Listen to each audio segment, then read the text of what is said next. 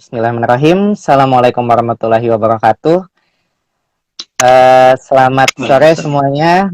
Selamat datang di live perdana edisi Marifat Sastra ya, yang dilaksanakan oleh Forum Lingkar Pena Jawa Barat. Jadi ini rencananya mau ada 3 sesi diskusi, di mana kita mau ngebahas karya-karya sastra gitu, khususnya mungkin yang Islami gitu ya. Pada kesempatan kali ini, sore ini kan kita mau bahas tentang Hamka. Nanti di hari Rabu itu kita akan bahas Rumi sama Kang Topik Mulyana. Lalu hari Jumat kita mau bahas syair-syair Gusmus sama Kang Adel Hapsa. Gitu.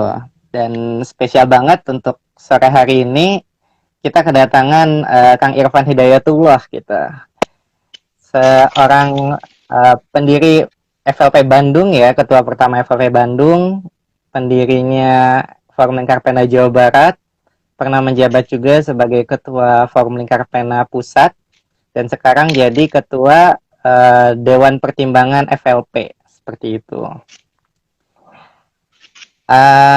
Kang Irfan ini juga selama Ramadan selalu mengadakan live ya Kang, tiap ngabuburit.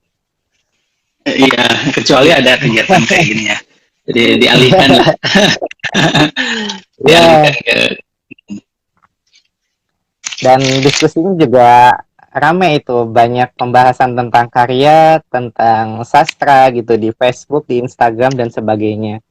Jadi teman-teman pantengin aja media sosial Kang Irfan juga untuk mengikuti diskusi-diskusi beliau seperti itu.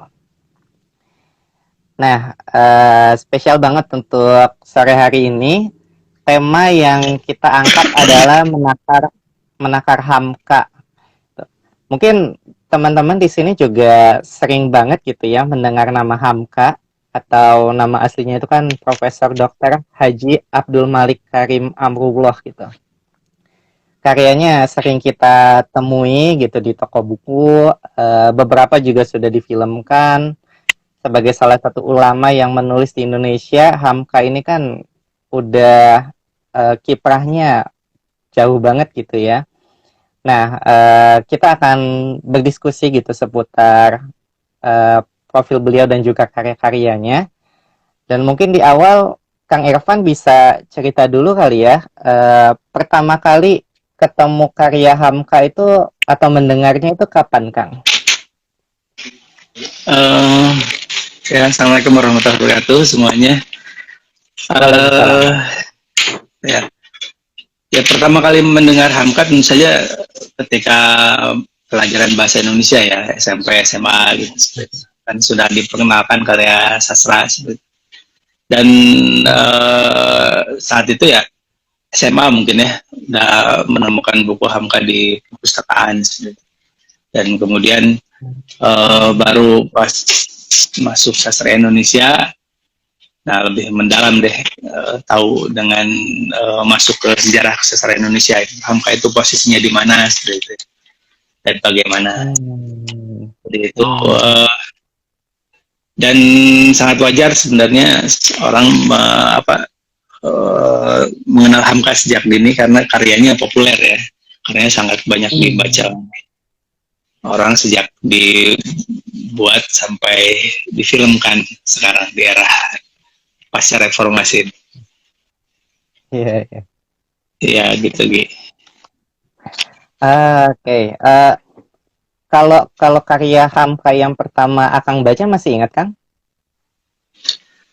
Ya pasti yang populer dua itu ya. Yang pertama ya di bawah lindungan Ka'bah, kemudian Presiden ini baru menemukan tenggelamnya kapal Pandaru. Tenggelamnya kapal Pandaru. Ya, selintas saja. Kemudian ada beberapa puisinya juga, tapi tidak atas nama Hamka kan ya. Ya. Mungkin bisa diceritain sedikit Kang tentang profilnya Hamka, lalu karya-karyanya tuh kayak gimana sih yang Akang baca gitu? Ya, sebenarnya hari ini kalau di Twitter saya mengajak kayak mengalihkan ngulas buku saya ke forum ini ya. Saya kebetulan sedang membaca satu buku tentang Hamka dan yang ditulis oleh James R. Russ itu, yang ini ya. Jadi adik cerita Hamka. Ya, ya kita nggak usah kemana-mana, kita bahas buku ini saja. Menurut saya ini sangat representatif ya, representatif sekali untuk di mata seorang peneliti dari luar seperti itu ya. Dan secara keseluruhan terangkum di sini. Mungkin buku-buku lain sudah sangat banyak ya tentang Hamka. Tentang Hamka sudah sangat banyak, bahkan dalam bentuk fiksi, bentuk novel juga. Terakhir kan udah Akmal ya, nulis novel tentang Hamka juga, ya, Akmal Nasri Basral seperti itu. Dan itu saya belum sempat membacanya, dan apa istilahnya, sebentar,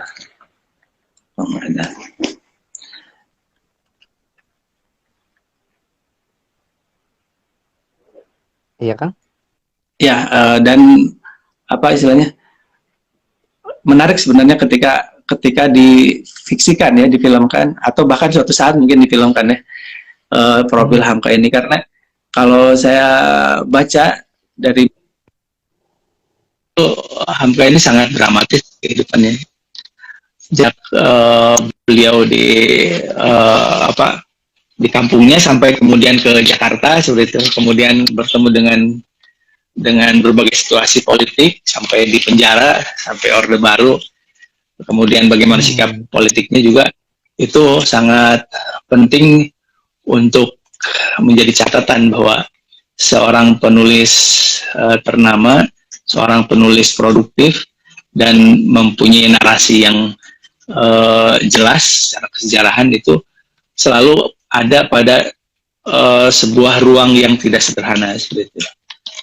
Ya mungkin kita ruang sederhana aja nih, nulis di masa tenang seperti ini gitu. Mungkin masa pandemi ini bisa jadi satu ruang tersendiri nih buat para penulis. Dulu kan pas kemerdekaan ya, era-era tahun 30-an itu, ruang sebelum kemerdekaan ya, ruang untuk kritis terhadap penjajahan seperti itu, kemudian apa istilahnya, berwacana, berdiskusi, bernegosiasi dengan wacana-wacana di masa itu. Terbayang seorang penulis redaktur majalah ya, seperti Hamka itu kemudian digembleng seperti itu. Padahal usianya masih muda ya waktu itu, sekitar 20-an, 30-an. Awal tulisannya dari 19-an. Nah itu menjadi sangat penting bagi kita menggarisbawahi bahwa penulis itu dilahirkan pada sebuah ruang yang tidak sederhana. Jadi ada banyak hal yang membuat dia secara kritis menyikapi, dan penyikapannya bukan lagi seperti kita ya, hanya berupa status gitu supaya diakui secara digital. Oh ada orang ini. Enggak, itu kan Furjana sangat politis. Kemudian mungkin pada saat itu hubungannya dengan tiras majalah ya. Tapi di situ ada isu kan, ada isu tentang penjajahan, ada isu tentang nasionalisme yang muncul pada saat itu. Kemudian ada isu-isu tentang penjajahan global, tentang Hamka pada saat itu udah bicara tentang Palestina, itu tentang segala macam dunia Islam gitu ya. Nah, itu menjadikan satu titik awal bahwa Hamka itu memang digembleng oleh zamannya. Makanya wajar jika abadi ya seperti itu. Nah, bagaimana mencari keabadian itu mungkin jadi kita bahas di sini. Makanya Russ di sini mengungkapkan bahwa adik cerita Hamka ya, adik cerita itu great story atau great naratif lah, narration ya. Jadi narasi besar Hamka itu seperti apa? Dan setiap pengarang besar punya narasi besar, walaupun itu sangat bertentangan kan seperti itu. Misalnya Hamka ya bertentangan dengan Pram misalnya kan, itu kan sangat jelas itu. Bahkan Pram salah satu bagian dari pihak yang mengkapitalisasi atau mengeksploitasi isu-isu tentang plagiarismenya buku Tenggelamnya Kapal Panderwick ya. Ya, di situ ada pertentangan antara realisme sosialis dengan manifest kebudayaan dan sebagainya. Dan itu besar berpihak juga. Gitu. Dan Hamka tidak hanya dengan dirinya sendiri, dengan lingkungannya, dengan ideologinya, dengan agamanya, sebetulnya. Tapi juga berhadapan dengan berhadapan dengan banyak pihak secara politis, gitu. Hanya pada saat Gestapo saja tahun 65 Hamka saat di penjara kemudian terjadi pengkhianatan G30 SPKI. Makanya Hamka berkata bahwa saya diselamatkan Tuhan di penjara gitu saat itu. Ya, jadi tidak mengalami hiruk pikuknya. Mungkin dia kalau di luar bisa saja menjadi pendukung Soekarno atau bagaimana atau penentangnya gitu. Jadi berada pada kubu-kubu yang sangat ekstrim. Tapi dia merasa diselamatkan Tuhan karena berada di penjara dan menulis tafsir Allahnya. Itu ya secara sekilas. Terus keunggulan ruang yang melahirkan Hamka. Ya. Jadi sebetulnya juga kalau saya dengar Hamka itu juga waktu kecil kayak ditentang sama keluarganya untuk nulis gitu ya, Kang? Iya, dalam pengertian Hamka itu ya penuh kedisiplinan. Waktu itu kan pelajaran agama gitu, terus kemudian ayahnya juga tegas gitu. Ayahnya tegas. Tapi pada saat Hamka kemudian berhasil menulis, ya ayahnya mendukung juga kan sebenarnya. Tapi pada awalnya ya diragukan. Cuma permasalahannya memang pada saat itu sama seperti pemikir-pemikir Islam modernis gitu. Itu yang mengajukan satu tesis bahwa berislam itu bisa luas cakupannya. Gitu. Nah kebetulan saja Hamka berada di Sumatera ya, di tradisi Minang, tradisi Kaba gitu. Tradisi Kaba, dan kemudian dia pandai bercerita gitu. Nah, kalau nggak salah novel pertamanya itu diapresiasi oleh ayahnya ketika novel pertama itu di dalam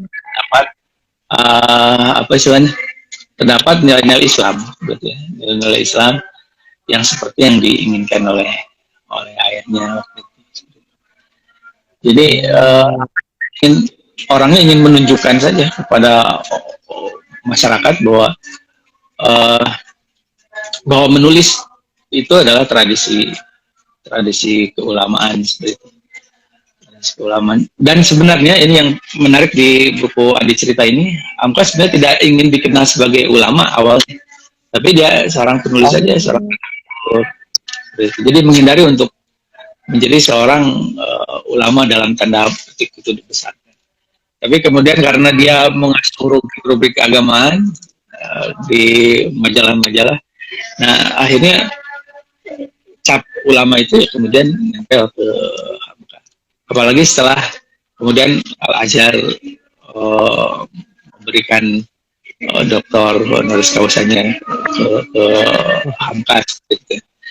Jadi memang otodidak ya. Hamka itu semuanya otodidak. Kalau misalnya di sini yang menulis dari sekolah atau dari komunitas itu, ya Hamka betul-betul menulis dari dirinya sendiri, kemudian juga belajar dari sendiri. Tidak sampai pendidikan tinggi lah. Makanya nanti itu ada benturan juga di antara para intelektual ya. Apalagi kalau setelah pasca Orde Baru gitu, kayak misalnya munculnya Gus Dur, Nurholis Majid, gitu. Itu menjadi sangat bertentangan karena Hamka otodidak kemudian populer dengan segala macam tulisannya, sementara mereka yang Islam progresif juga gitu ya, pembaru Islam, para doktor gitu. Ada yang lulusan Mesir, lulusan Mesir Irak misalnya, Gus Dur, kemudian ada yang lulusan Amerika juga. Nah itu pertentangannya. Makanya secara secara umum sejak kecil sampai dewasa beliau itu bertentangan dengan wacana intelek formal lah ya, intelektual formal, tulis sastra formal gitu seperti itu. Yang serius Hamka itu terlalu banyak yang ditulis, jadi hampir semua tidak seintens para sastrawan lain. Dan ini harus diakui oleh kita bahwa karya Hamka ya karya yang tidak sulit untuk dipahami ya, ya populer lah.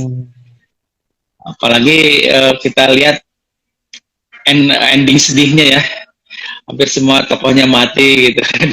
Nah kematian tokoh-tokoh itu juga adalah satu tradisi populer pada saat itu, terpengaruh oleh tradisi fiksi Eropa juga. Jadi memang berjuang di jalur populer. Iya, iya. Ini Teh Endang nanya, Kang, Hamka itu berarti pertama itu jadi ulama dulu atau penulis dulu ya? Dia itu penulis, kan dia redaktur di majalah Pedoman Masyarakat di Medan kan. Di Medan tahun 30-an itu dia menulis politik itu setiap hari ya nulis punya kolom, kemudian si namanya apa novel-novelnya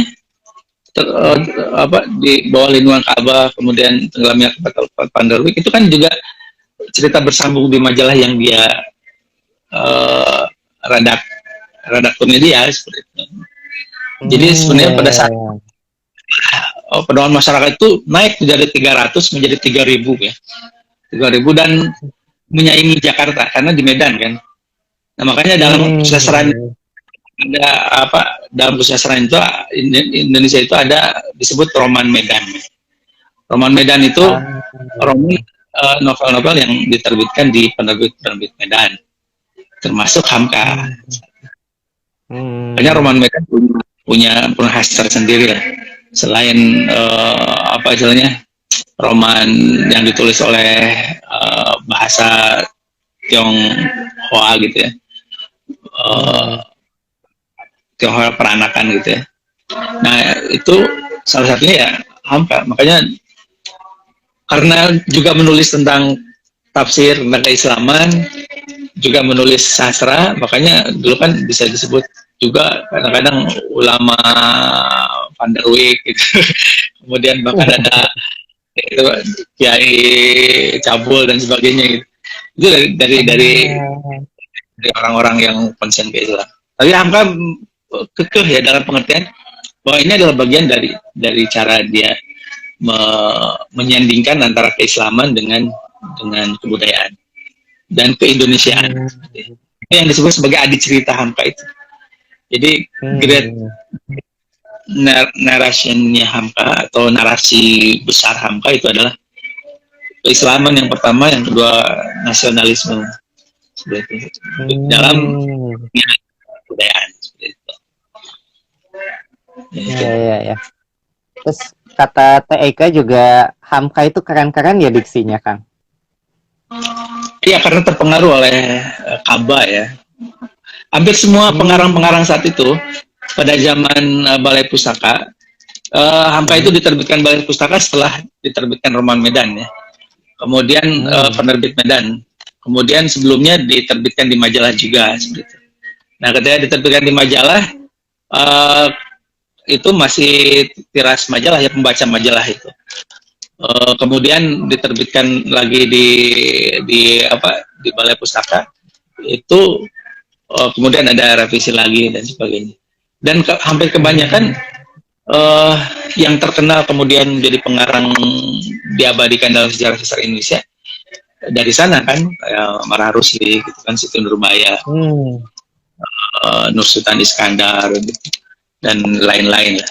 Itu semua berawal dari tradisi berceritanya orang Sumatera. Sumatera. Saya juga merasakan sekarang ya di FLP kalau saya berkunjung ke Sumatera atau satu forum dengan teman-teman FLP Sumatera dari Aceh sampai Lampung, bahasanya Hmm. jauh FLP di Jawa gitu ya. Karena pengaruh dari tradisi berceritanya, Hmm. puisinya dan sebagainya. Iya, iya, iya. Ya, Jadi emang menarik ya, ya. Zaman itu berarti emang terpengaruh sama budaya banget juga kali ya, Kang. Eh, Kayaknya kan banyak penulis-penulis dari Sumatera Barat terutama ya, betul betul. kayaknya mengangkat isu-isu budaya juga akhirnya dalam karya-karyanya gitu. Betul. Hamba kan selain tentang Islam juga tentang menentang ya dalam pengertian budaya kolotan adat Minang kan. Mm-mm. Tapi dia identitas nasionalismenya kuat sekali. Makanya di Adi Cerita ini Ras mengungkapkan bahwa hampir di setiap karya Hamka itu pasti mobile gitu, antar pulau ke pulau kan dari Makassar, Padang Panjang gitu. Kemudian ada di cerita Hmm. yang lain bahkan ada ada Garut, Tasik juga ada. Terus Hmm. Jakarta juga ada, betul. Jadi mobilitasnya tinggi dan itu apa yang digambarkan oleh Hamka pada saat itu terjadi itu menjadi Indonesia suatu saat kan sebelum Ah. Indonesia ya itulah Indonesia gitu. Jadi nasionalitas atau nasionalismenya itu sudah ada pada karya-karya Hamka bahwa ini punya link semangat yang sama gitu di antara uh, daerah-daerah yang kemudian dia ceritakan di situ. Nah, estetika Hmm. Hamkanya di Indonesia sendiri menilik keberhasilan sastra Hamka, kira-kira bisa dilihat dideteksi dari apa saja. Ini Haris ya. Mm-mm, Kang Haris. Uh, Sebenarnya yang Hamka banyak yang mengatakan bahwa tidak terlalu istimewa dalam tanda petik ya, bukan dengan S besar lah. Bisa disejarkan juga dengan karya-karya yang lain, Lesti Nurbaya, Salah Asuhan dan sebagainya pada zaman itu. Karena memang pada zaman itu kan Balai Pustaka yang alih-alih dari Komisi Volkswagennya Belanda itu Hmm. sedang sedang terpengaruh sekali oleh politik etis Belanda waktu itu. Tahun 1990 itu kan politik etis tuh. Akhirnya membalas Hmm. budi ke pribumi, ke Indonesia gitu. Nah, dengan cara mendirikan sekolah-sekolah, kemudian mendirikan penerbitan. Akhirnya diterbitkanlah Hmm. buku-buku yang berbahasa Sunda, berbahasa Jawa, berbahasa Melayu seperti itu. Dan itu Ah. ribuan, ribuan banyak sekali buku itu. Dan didirikan juga perpustakaan-perpustakaan di mana-mana. Karena Belanda kemudian ada politik etis saat itu, kemudian merasa berkewajiban untuk mencerdaskan orang jajahannya saat itu. Dituntut ya untuk itu dengan adanya politik etis. Itu kemudian membuat penerbitan yang masif di hampir seluruh Indonesia. Makanya perpustakaan di mana-mana, kemudian buku ribuan. Nah, di luar Hmm. balai pustaka juga banyak. Ada Roman Medan, kemudian ada Tionghoa Peranakan yang dengan bahasa Melayu pasarnya gitu. Jadi, Hmm. saya bayangkan pada saat itu penerbitan mungkin lebih marak daripada sekarang ya, dalam pengertian dialektikanya gitu. Karena waktu itu kan jadi program pemerintah mau penjajah. Dan Hamka adalah salah satu dari itu. Cuma karena Hamka berada sebagai redaksi pedoman masyarakat saat itu, kemudian novel-novelnya jadi cerita bersambung, kemudian itu panjang si usianya itu, panjang usianya, kemudian Hmm.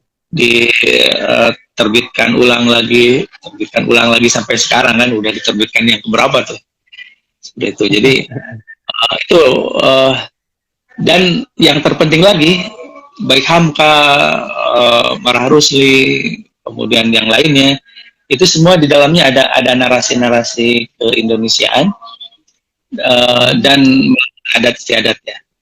Nah ini yang membuat nilai sastrawi Hamka tinggi juga. Plus kalau yang lain tidak ada Hmm. Islam, ada Islamnya. Nah ini Nah, yang ya.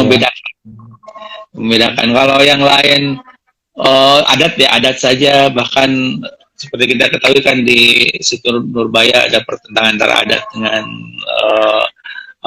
penjajahan gitu, seperti itu. Kemudian terpukau dengan menjadi tentara penjajah gitu ya, Syamsul Bahrinya. Kemudian si Situ Nurbayanya, Datuk Maringgihnya justru dia kukuh dengan adat, dengan nasionalisme. Tapi di sini ada pertentangan tuh, mana yang sebenarnya tokoh utamanya, Syamsul Bahri yang pengkhianat atau Datuk Maringgih yang Indonesia tapi kemudian jadi tokoh antagonis gitu. Nah itu kan menarik. Di situ nilai sastrawinya secara wacana itu ada. Hamka juga sama. Ketika misalnya siapa Zainab sama Hamid di dalam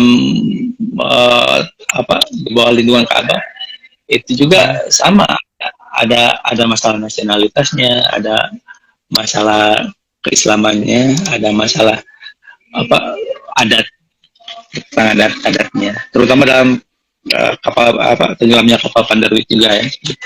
Kritik terhadap Belanda ada di situ, walaupun tidak sekeras gitu. Tantangannya mungkin waktu itu juga pasti gede banget gitu ya Kang, untuk menulis karya dengan muatan budaya dan juga Islam yang kental gitu.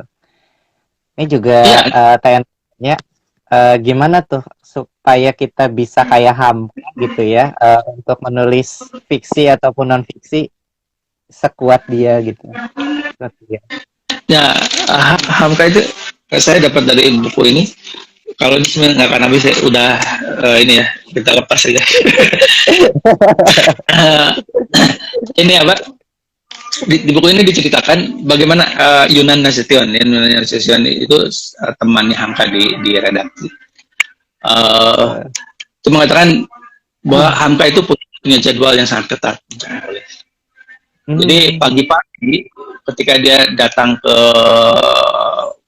ruang redaktur itu, dia langsung nulis sampai sekitar jam 9-an gitu. Terus sudah gitu baru mengerjakan yang lain, keliling gitu, kemudian ngirim-ngirim juga, kemudian kerja gitu ya, sampai setelah menulis dia bekerja, kemudian sore hari dia baca, kemudian antara maghrib dengan isya dia tadarus ya, maksudnya tentang keislaman, dia nulis baca Quran, kemudian setelah itu ya nulis lagi, besoknya kembali lagi gitu setiap hari. Jadi tulisan itu cepat. Nah karena cepatnya itulah ya, kalau misalnya ada isu apa dia tulis saat itu kemudian diterbitkan. Makanya banyak sekali yang mengatakan bahwa Hamka itu dia tidak memedulikan masalah referensi. Dia otodidak kan, bacaannya banyak sekali, tapi bacaannya itu dari terjemahan bahasa Inggris ke bahasa Arab. Jadi dia dari sumber bahasa Arab. Bahasa Inggris dia tidak fasih bahasa Inggris, tidak fasih bahasa Belanda. Dan itu yang kadang-kadang dilecehkan oleh orang gitu ya, intelektual yang tidak fasih bahasa Belanda. Itu Hamka. Dia karena dididik dalam bahasa Arab oleh ayahnya dan oleh kultur di daerahnya, itu kemudian segala hal yang dia ketahui itu berasal dari kitab-kitab bahasa Arab, termasuk tentang pengetahuan Barat, termasuk tentang Al-Magdalene itu. Terjemahan dari Al-Magdalene itu yang menginspirasi dari Alfonso Carr Prancis itu, kemudian diterjemahkan oleh Al-Manfaluti ke bahasa Arab, kemudian setelah itu disadur oleh Hamka menjadi tenggelamnya kapal Pandarwit. Nah itu kan sebenarnya dari bahasa Arabnya. Makanya pada saat fitnah pada tahun 60, 50 sampai 60-an ketika Agus SP itu menemukan bahwa itu adalah jiplakan dari Al-Manfaluti. Kemudian Pramudia juga menyerang bahwa itu adalah jiplakan. Itu kemudian Hamka mengatakan, hanya orang yang cerdas saja mengatakan bahwa itu adalah saduran, bukan jiplakan. Tapi masalahnya kan sebelumnya dia tidak mengatakan bahwa itu menyadur dari Al-Manfaluti. Nah, Ah, nah makanya Hamka menyerahkan ke HB Yasin waktu itu kan. Hamka menyerahkan ke HB Yasin untuk membuktikan apakah dia menjiplak atau tidak dengan cara menerjemahkan si Al-Magdalene itu yang dari bahasa Arab. Kemudian hmm, digelar pembuktian apakah ini jiplakan atau saduran. Nah, hmm, HB Yasin saat itu karena dia dosen UI itu waktu itu udah apa punya dan dia paus sastra disebutnya juga. Walaupun kata-kata hmm, paus sastra sebenarnya ejekan dari Pramudia dan teman-teman dia di Lekrasa. Nah itu akhirnya menyatakan bahwa ini bukan jiplakan tapi saduran karena hamkanya lebih banyak. Cuma alurnya aja ah, yang ngikutin. Nah, hmm. itu juga dilakukan sebenarnya pada yang lain ya, pada karya yang lain. Nah, Hamka Oh berprinsip iya. bahwa sebenarnya menyadur dalam pandang gini. Kalau kita menulis esai kan mengambil alur pemikiran dari pemikiran orang. Kan yang Hmm, paling Hamka Muhammad Abdul, Rashid Ridho misalnya. Kemudian Said Kutub. Nah, itu dia ambil intisarinya kemudian dia atau Al Ghazali gitu dalam apa tasawuf modern. Nah, itu apa yang dia lakukan di non fiksi, kemudian dia lakukan juga di fiksi gitu. Jadi dia hmm, mengambil alurnya, kemudian diapropriasi atau didakukan gitu, dijadikan miliknya. Kemudian dimasukkanlah tokoh Zainuddin dan Hayati. Gitu. Kemudian di situ hmm, ada hamkanya, ada tentang Minangnya, ada tentang Makassarnya, tentang Indonesianya, tentang Islamnya. Nah, pada hmm, novel asalnya itu, makanya disebut hmm. saduran, Saduran. saduran gitu. Jadi seperti itulah ya. Hmm. Taika nanya Kang, ada nggak karya dari Hamka yang dilarang terbit sama pemerintah atau mungkin kontroversial waktu saat itu? Iya, sama sama sama apa istilahnya nasibnya dengan Pramudia pada saat Orde Baru. Ketika Hamka Hmm. ketika Hamka dipenjarakan oleh Orde Lama, itu Hmm. karya-karyanya beredel, karya-karyanya tidak boleh juga. Sama. Ah, iya, iya. Baru bisa terbit lagi pas masa Orde Baru. Nah, karena itu pada masa Oh. itulah Hamka itu jaya lagi, tahun 30 jaya ya. Kemudian tahun Hmm. 45 politik, tahun 50 60 itu politik sekali tuh. Udah Ah. sibuk. Kemudian nanti pas Orde Baru itu lumayan lagi tuh. Bahkan Hamka di buku ini dikatakan bahwa Hamka mewah tuh pada saat itu. Jam tangannya itu Rolex. Hmm. Wah. Ada kemudian pakai pakai sedan Holden ya, Holden atau apa lagi. Wah. Jam tangan itu sampai dia meninggal masih dipakainya gitu. Karena setelah di Bredel Hmm. kemudian diangkat lagi itu sampai diterbitkan di Malaysia, sampai ke Malaysia ya Hmm. Papa Bakarwi, kemudian di bawah lingkungan Ka'bah, terutama yang dua itu ya. Selain tasawuf modern, selain non fiksinya yang banyak sekali. Tafsir Hmm. dari royalti itu luar biasa. Makanya kita lihat tokoh Zainuddin di sana gitu, itu sangat sangat hampa sekali kan. Tahun-tahun itu ya, di Roman Medan kemudian banyak royalti yang dia terima seperti itu. Ya. Hmm. Eh, kalau kalau menurut Akang nih, untuk mengenal Hamka itu baiknya kita baca dari mana sih, Kang? Uh, untuk mengenal Hamka, ya pertama mungkin baca dari sejarahnya dulu ya. Sejarahnya dulu, kemudian Ya. pendapat. Buku ini sebenarnya bagus nih, buku ini ada cerita ya. Selain tentu saja yang ditulis oleh Hmm. anaknya ya, kayak Irfan Hamka juga nulis kan. Oh ya, Kemudian ayah ya gitu ya. ya, tentang ayah gitu. Kemudian dari sini baru kita tahu sebenarnya bagaimana estetika Hamka itu.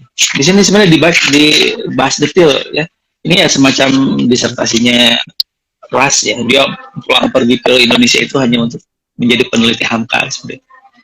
Dia Wah. bukan seorang murid, tapi kemudian dia tertarik dengan narasinya Hamka seperti. Di sini lengkap sekali. Maksudnya lengkap itu secara akademis itu sangat mumpuni lah. Kalau kita nulis kan kadang-kadang kemana-mana gitu. Kalau kalau ini memang pulang pergi tapi narasinya sangat sangat enak untuk dibaca. Misalnya ini tentang pedoman masyarakat. Ini bab 1 tentang pedoman masyarakat itu ya tentang dia sebagai redaktur majalah aja saat itu. Oh, kemudian kedua, ayah dan anak. Bagaimana dia hubungan dengan Haji Rasul seperti itu. Dia kolaborasi. Kemudian Hamka San dan Bung Haji ini tentang di zaman Jepang, bagaimana Hamka itu. Makanya di zaman Jepang ini jadi fitnah bagi Hamka ya, kedekatan dia dengan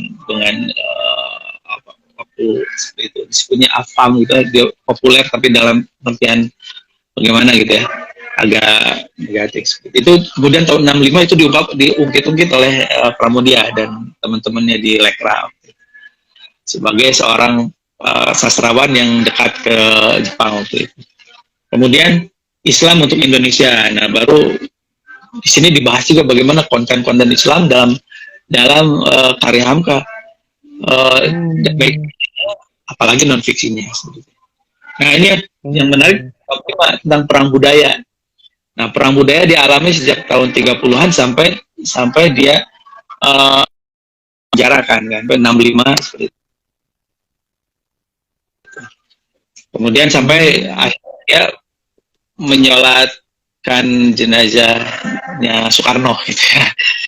Padahal sebelumnya kan dia dipenjarakan oleh Soekarno, di akhir hidup Soekarno yang nyolatin siapa? Hamka. Padahal dulu dia difitnah ya. Nah, fitnah Hamka itu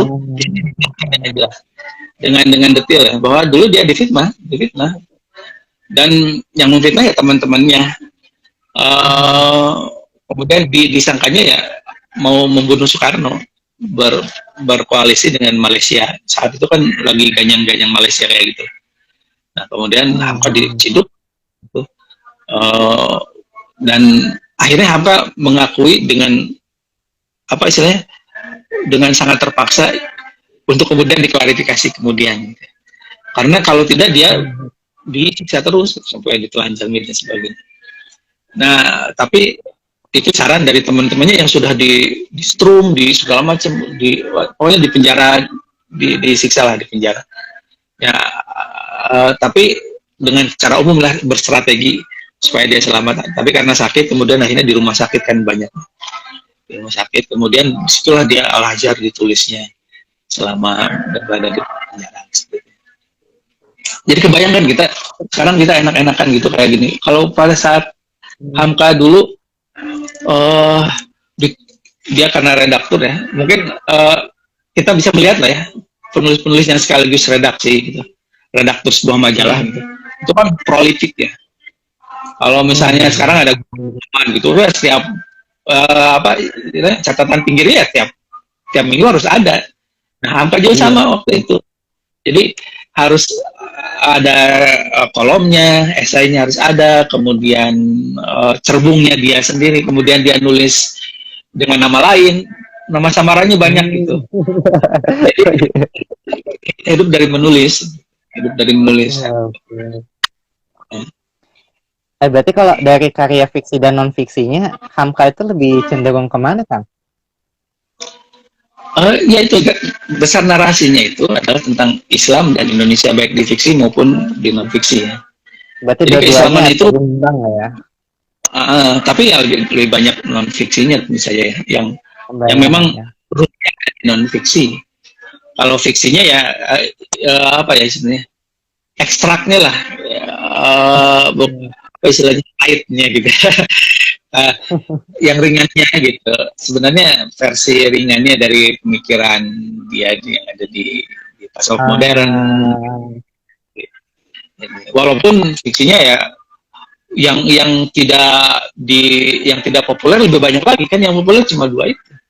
Ada Tuan Direktur, ada Isa Baria, terus ada banyak sekali itu novelnya.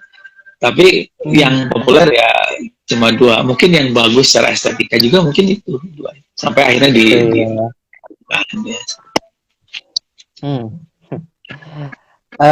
ini nih ada komentar juga, katanya kan kalau kita lihat ya beberapa sejarah ulama gitu dan juga beberapa penulis, bahwa mereka itu banyak yang produktif, berkarya, melejit gitu setelah mereka di penjara.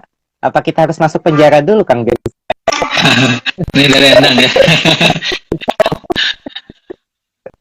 Ya, ya sebenarnya apa ya? eh Ya penjara itu satu satu hal yang sangat eh, apa polik ya bagi para pengarang dimanapun dimanapun. Jadi penjara itu satu ruang bebas yang kemudian eh, ya paradoks lah. Ini agak-agak paradoks antara kebebasan dengan ke apa sih keterbatasan. Justru banyak orang yang terlepas dari dunia modern, dari dunia di luar yang banyak sekali permasalahan ketika dia di penjara. Nah, ketika dia di penjara lah justru mendapatkan kebebasan. Saya menemukan ini tidak pada buku-buku yang saya baca, Hamka, Ibnu Taimiyah, apa istilahnya, siapa lagi tuh, kalau di Indonesia Pram misalnya ya. Tapi juga waktu saya sering beberapa kali berkunjung ke apa ke Sukamiskin ya. Sukamiskin itu mereka-mereka yang di penjara dalam tanda petik mantan koruptor itu biasanya luar biasa, mereka berbalik arah di situ. Oh, berapa lah pejabat kemudian dia sesama napi di sana. Kemudian berkarya lah di sana karena akhirnya kami menyimpulkan ketika saya diskusi di dalam sana bahwa penjara sesungguhnya itu yang tidak bebas itu adalah di luar sini gitu. Kebayang kalau di luar itu ketika kita keluar mau ngapain di situ tuh banyak tekanan dan sebagainya. Justru ketika dia di penjara udah lama dibayar sama negara mungkin ya, makan juga dicukupin gitu. Udah gitu boleh membaca buku terus waktu banyak. Tapi bagi orang yang punya adik cerita ya, jadi bagi orang yang punya narasi besar, bagi orang yang memang dia terutama apa ya, saya balik lagi terutama bagi mereka yang tahanan politik itu pasti jadi sesuatu yang sangat luar biasa lah di penjara itu. Tapi kalau tahanan seperti korupsi kemudian yang umum, dia kadang-kadang ya justru menyesal di penjara, kemudian ada yang depresi karena tidak dekat dengan agama gitu, kemudian ada yang tidak bisa melakukan apa-apa. Tapi bagi mereka yang intelektual kemudian masuk penjara bisa karena fitnah dan sebagainya gitu, itu di penjara itu produktif dan luar biasa menjadi satu pemikiran bagi kita. Bagaimana kalau kita membuat sebuah penjara virtual gitu. Dalam pengertian kalau ingin kreatif ya kita memenjara diri sendiri, kita mengarantina diri sendiri dengan kedisiplinan diri itu, dengan kecemasan tersendiri juga tentu saja, kecemasan ideologis lah ya. Karena para pengarang itu juga kan, coba kita lihat siapa manusia kamar itu, siapa Seno Gumraja ya, disiplin sekali mengarang ya, kamar itu menjadi penjaranya untuk mengarang sekali. Juga yang lain di rumah itu masih lebih banyak lah daripada keluyuran kemana-mana. Makanya suka ada yang nyelip itu, ada sastrawan selebritis dan sekarang setiap ada perhelatan sastra dia hadir gitu, tapi karyanya nggak ada misalnya kayak gitu. Padahal ya sastrawan betul-betul ya biasanya dia memendam dirinya masuk ke barak, kemudian setelah itu karya ada. Nah harusnya seperti itu.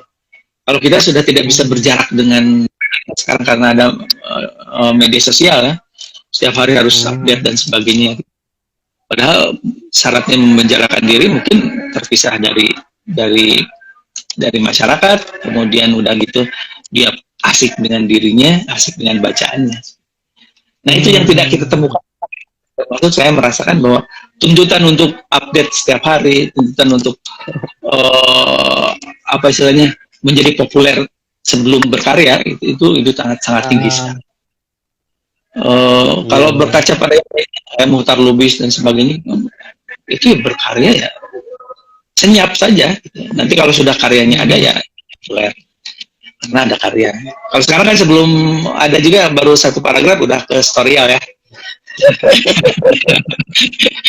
Satu bab udah di tutorial gitu, itu belum belum direvisi, belum diedit, belum di apa, hanya sendiri aja udah. Aduh, Jadi iya. unsur penjaranya yang akan ada gitu, seperti itu. Karena jadi harus ada strategi lain nih penjaranya bagaimana lah gitu, mungkin harus ada disiplinnya. Hmm. Ya sih ya, karena emang apa ya, ya kayak gitu sih orang-orang udah terlampau edik gitu ya, apa namanya, sama media sosial dan sebagainya. Padahal kan harusnya karya kita aja yang berbicara gitu kan. Kalau karya bagus mah pasti yang lain juga kan akan mengapresiasi. Eh dan apa namanya, masa-masa pandemi kayak gini selama di rumah aja, mungkin itu harusnya bisa kita manfaatkan momennya untuk berkarya gitu ya, Kang. Itu untuk berkarya atau untuk baca lah istilahnya. Nah, untuk Hmm. baca, makanya saya mengadakan ngulas buku tiap hari itu sebenarnya kampanye. Tanpa saya bilang, ayo baca yuk, baca nggak usah. Maksudnya ya pokoknya kita ngulas saja buku gitu.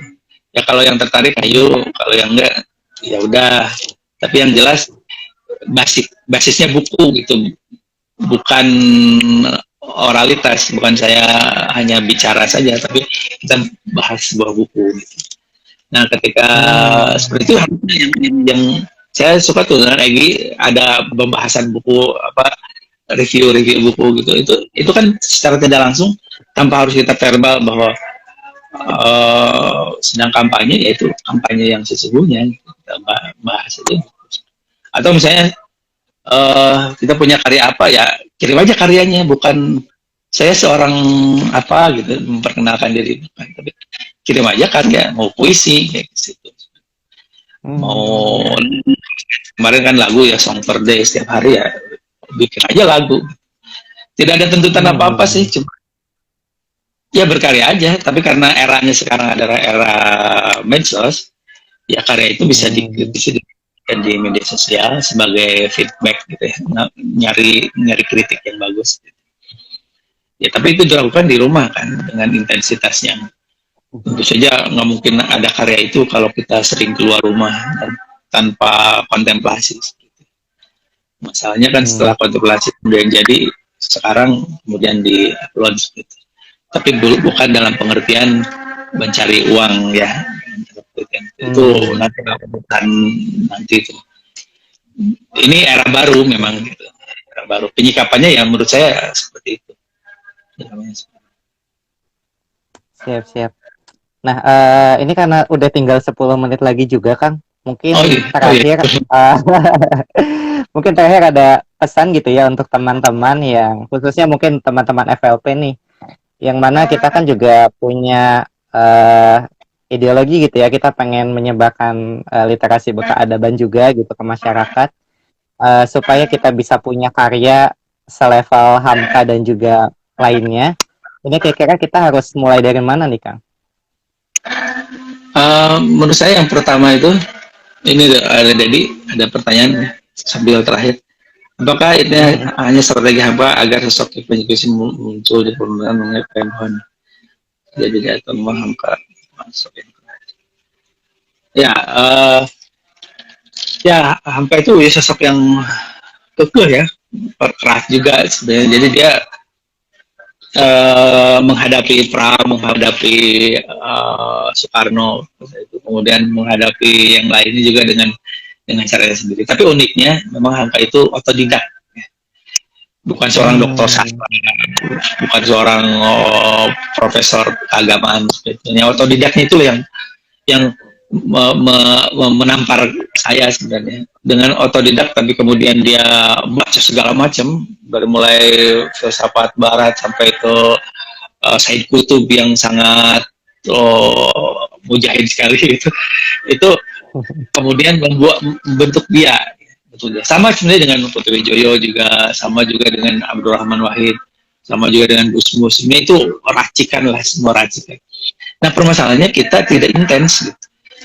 tadi sebagai bagaimana cara jadi Hamka kemudian bisa menulis essay dengan baik dan sebagainya. Hamka juga ada kelemahannya karena saking terlalu cepatnya menulis, banyak kesalahan sumber, kemudian bahasa juga di sini berulang-ulang gitu. Jadi karena tuntutan cepat dipublikasi di majalah saat itu. Nah, itu menjadi catatan bagi kita bahwa semangatnya kita ambil menulis, tapi kemudian intensitas untuk mengedit, intensitas untuk menyertakan sumber, untuk apa istilahnya hati-hati dalam menulis, itu juga harus, itu yang dikritikan Abe Yasin, kemudian Pramudia terhadap karya-karya Hamka. Karya-karya Hamka di dalam ini ada satu buku nih tentang Hamka di mata hati umat, ada ini yang dulu di FLP Bandung dibahas juga. Ini di depannya itu ada pengantar dari Gus Dur. Itu sangat minor ya terhadap karya Hamka. Ya memang Wijaya juga gitu, Gunawan Muhammad juga gitu. Tapi semua tidak bisa menolak bahwa Hamka itu punya narasi. Nah, yang harus dipahaminya oleh kita, semangatnya kita ambil, prolifiknya kita ambil, gitu, dia nulis sangat disiplin. Tapi yang terpenting, tulisannya ada wacananya. Tulisan itu apa gitu isinya? Isinya itu sama, pasti tentang keislaman yang pertama, kedua tentang keindonesiaan. Makanya ketika waktu itu dibantai habis tuh oleh salah satunya juga bagian dari gerakan-gerakan Islam, ada yang turun juga menghabisi PKI ya pasca 65. Hamka itu marah sekali, penjara, tapi waktu itu ini tidak boleh terjadi, mereka manusia gitu, Islam tidak bisa menghalalkan ini. Nah, itu kan ketegasan-ketegasannya itu Hamka miliki itu sampai pada era Orde Baru, ketika ada konflik di MUI, dia mau bagaimana mungkin ada antara jabatan dan kemudian pengabdian gitu, dia sangat idealis. Makanya itu yang kemudian di garis bawahi oleh Gus Dur pada pengantarnya itu, bahwa bagaimanapun Hamka, karya-karyanya dan sebagainya, tetap saja ia adalah seorang yang memiliki wacana untuk Islam modern di Indonesia, dan dia seorang warga negara Indonesia yang luar biasa baik dan menjadi contoh bagi semuanya ulama yang masagi cek Sunda, dan dia all around gitu ya. Jadi dia memiliki segalanya, dan itu tidak ditemukan pada banyak orang gitu. Hanya ada pada seorang Haji Abdul Malik Karim Amrullah. Gitu. Amrullah.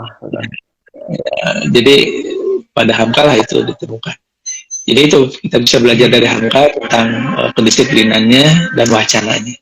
Tapi kita juga bisa belajar dari Hamka untuk tidak terburu-buru menerbitkan karya, tapi intensitas baca, kemudian sumbernya dicek lagi lah. Gitu. Kebahasaannya juga. Mungkin karena apa redaktur jadi terus harus nulis. Tulisannya cepat sekali. Katanya dia tidak bisa nulis pakai 11 jari ya. Dia nulisnya 4 jari ngetiknya ya. Tapi cepat sekali. Karena tidak. Kalau yang lain mungkin jurnalis itu belajar, dia mah enggak. Tapi cepat sekali. Setelah itu dia bacakan, asistennya membacakan keras-keras, kemudian kalau misalnya ada yang salah, dia ulang lagi, terus setiap hari. Sampai sebelumnya juga dia seperti itu, pagi-pagi ya nulis. Jadi jadwalnya udah tetap, kapan baca, kapan nulis, kapan silaturahmi, kapan istilahnya tadarus Islaman malam hari, bangun tentu saja dini hari dan sebagainya. Itu setiap hari kayak gitu. Ya banyak karya. Kalau kita kan banyak berselancarnya ya, habis-habis waktu. Banyak mainnya gitu. Ya gitu mungkin ya. Siap.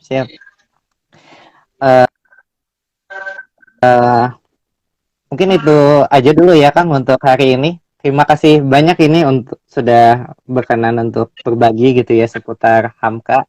Ini jadi penasaran juga nih, pengen coba baca-baca karyanya beliau lagi gitu.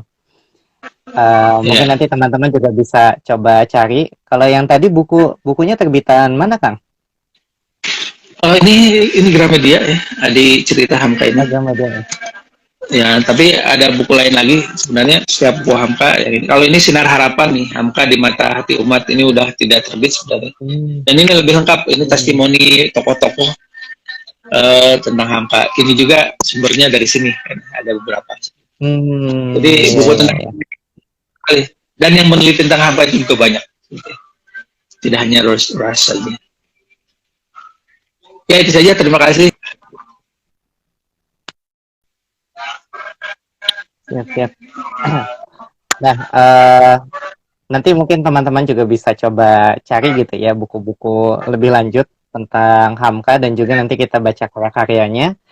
Eh, dan untuk pertemuan selanjutnya, siap-siap nanti hari Rabu kita akan membahas gitu ya, merapal Rumi dengan Kang Topik Mulyana gitu. Jadi ini rangkaiannya ada 3 kali sesi gitu ya, hari Senin, hari Rabu, dan juga Jumat. Kalau misalkan teman-teman tertarik, silahkan agendakan. Dan jangan lupa juga ada hadiah buku gitu ya, persembahan dari teman-teman pengurus FLP Jabar. Nanti lihat aja story setelah ini untuk ketentuan dan persyaratan lainnya. Dan kalau misalkan nanti teman-teman tertarik gitu ya untuk mengikuti ulasan-ulasan buku lainnya, silahkan follow Instagramnya Kang Irfan juga. Nanti di sana ataupun di Facebooknya akan ada diskusi rutinan gitu ya selama Ramadan ini berarti ya, Kang. Ya insya Allah, kecuali ada acara ini ya, berarti Rabu nggak ada, nanti Jumat nggak ada. Siap-siap. Hatur nuhun pisan ya, Kang Irfan sebelumnya. Ya, sama-sama. Semoga nanti bisa bertemu secara langsung lagi gitu ya dengan teman-teman FKP Jabar. Amin. Amin, amin. Kita tutup ya dengan membaca hamdalah. Alhamdulillahirrahmanirrahim. Sampai jumpa di pertemuan selanjutnya. Assalamualaikum warahmatullahi wabarakatuh. Waalaikumsalam. Dadah.